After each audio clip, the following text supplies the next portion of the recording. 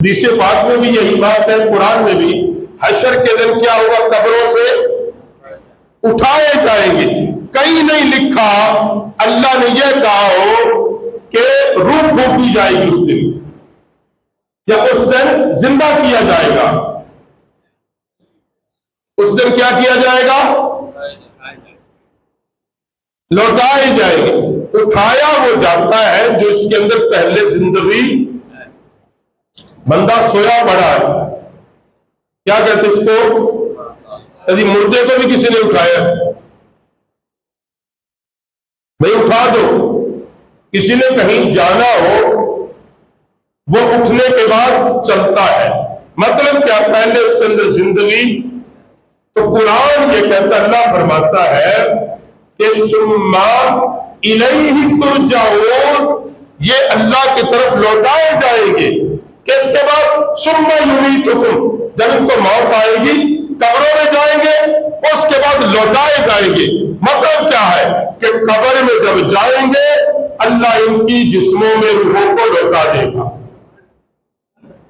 کہتا نہیں، پھر بھی رکھ گئے، نہیں یہ مر گئے۔ اگر مر گئے، یہاں تک سنی دیوبندی وہابی شیعہ سارے اکٹھے ہیں کہ قبر میں جب بندے کو دفن کر دیا جاتا ہے، اس کے بعد کون آتے ہیں؟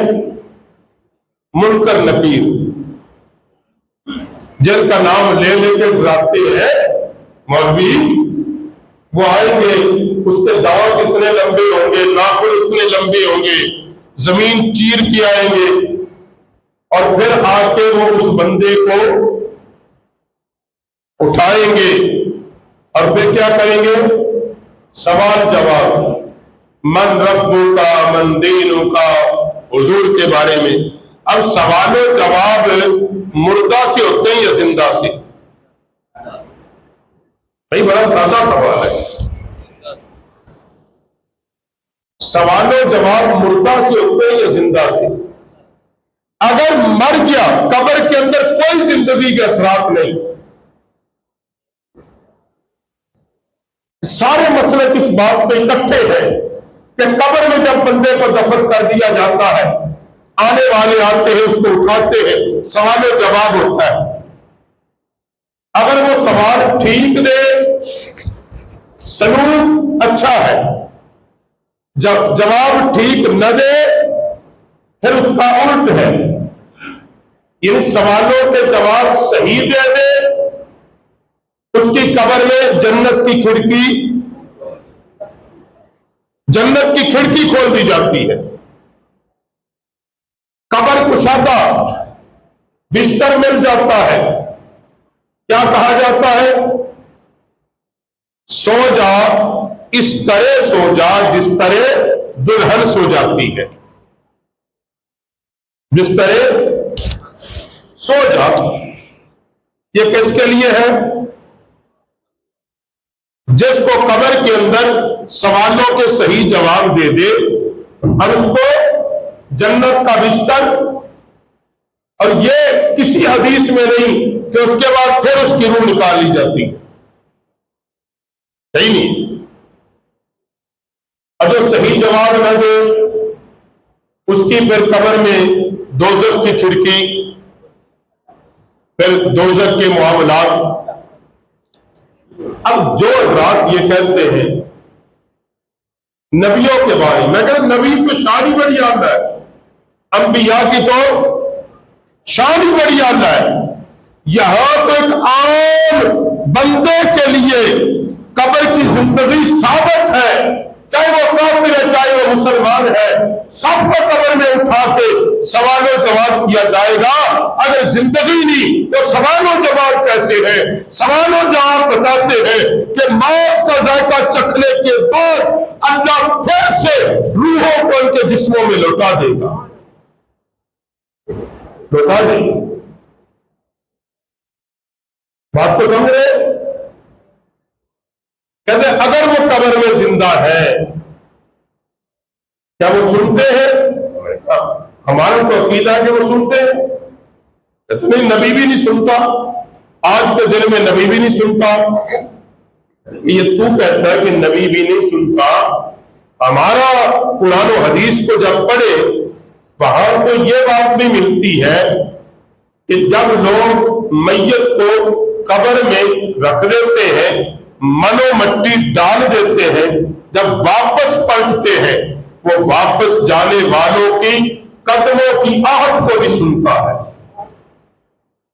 قدموں کی آہٹ کو بھی سنتا ہے۔ تو کہتے ہیں زبان کو نہیں سنتا، وہ آہٹ کو سنتا ہے، کہتے پھر وہ زندگی کیسی ہے؟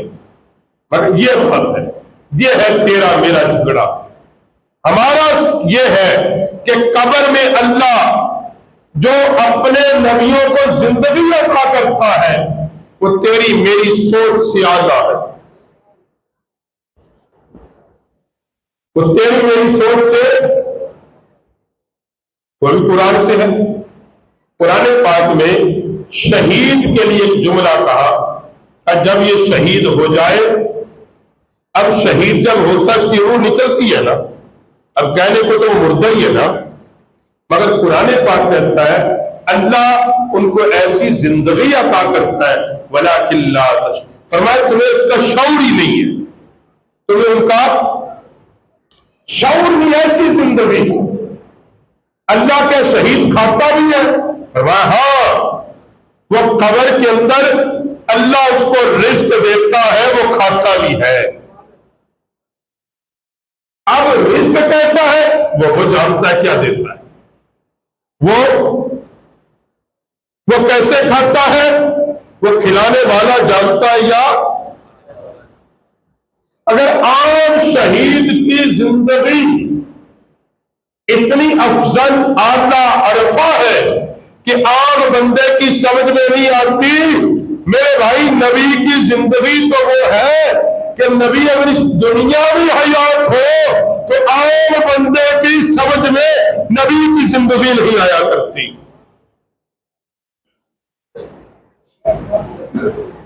کیونکہ اللہ نبی کو وہ خصوصیات عطا کرتا ہے جو کسی عام بندے کو نہیں ملتی۔ اور قبر کی زندگی وہ کہتے ہیں قرآن کہتا ہے لا تسمع، نہیں سنتے، میرا قرآن کہتا ہے نہیں سنتے، مگر وہ کون ہے جو نہیں سنتے؟